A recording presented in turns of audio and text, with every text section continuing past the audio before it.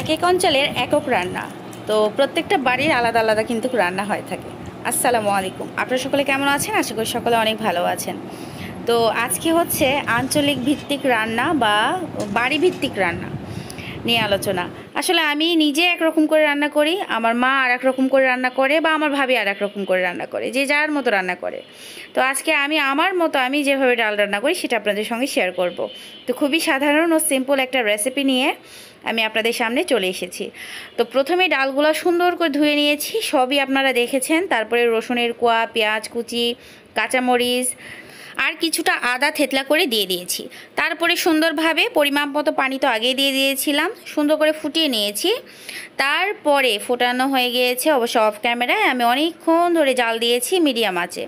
তারপর ডালগুলো সুন্দরভাবে যখন ফুটে এসেছে তখন এখানে সুন্দর একটা কালারের জন্য দিয়ে দিলাম হলুদ গুঁড়া পরিমাপ মতো, আর দিয়ে দিব লবণ টেস্ট অনুযায়ী। যাই যতটুক লবণ খেতে ভালোবাসে অ্যাডজাস্ট অনুযায়ী দিয়ে দিবেন।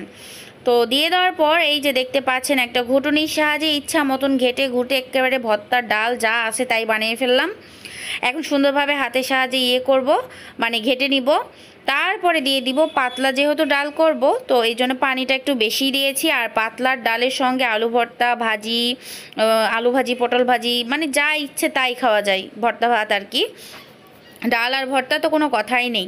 তো পানি দিয়ে সুন্দরভাবে ফোটাতে দিয়ে দিয়েছি, এদিকে সুন্দরভাবে ফুটে গিয়েছে। আর ওদিকে কিন্তু বাগারের জন্য আমি প্যানটা বসিয়ে দিয়েছি। তেল দিয়ে গরম হয়ে আসলে আদা কুচি, আদা থেতলা করে দিয়েছি, আর দিয়েছি রসুন থেতলা, আর দিয়ে দিব কিছুটা পরিমাপ পেঁয়াজ।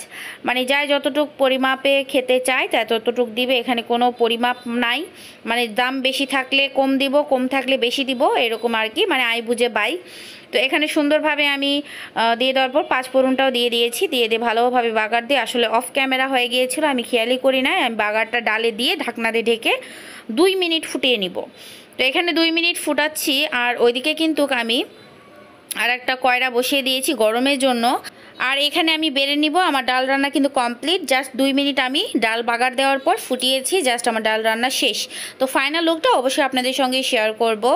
আর এই অসাধারণ ডাল রেসিপিটা আপনাদের কাছে কেমন লেগেছে অবশ্যই কমেন্টে জানাবেন। ভালো লাগলে লাইক, কমেন্ট, শেয়ার, চ্যানেলটিকে সাবস্ক্রাইব অ্যান্ড ফলো দিয়ে রাখতে ভুলবেন না। দেখা হচ্ছে নেক্সট ভিডিওতে। ততক্ষণ পর্যন্ত ভালো থাকুন, সুস্থ থাকুন। আল্লাহ হাফিজ, আসসালামু আলাইকুম।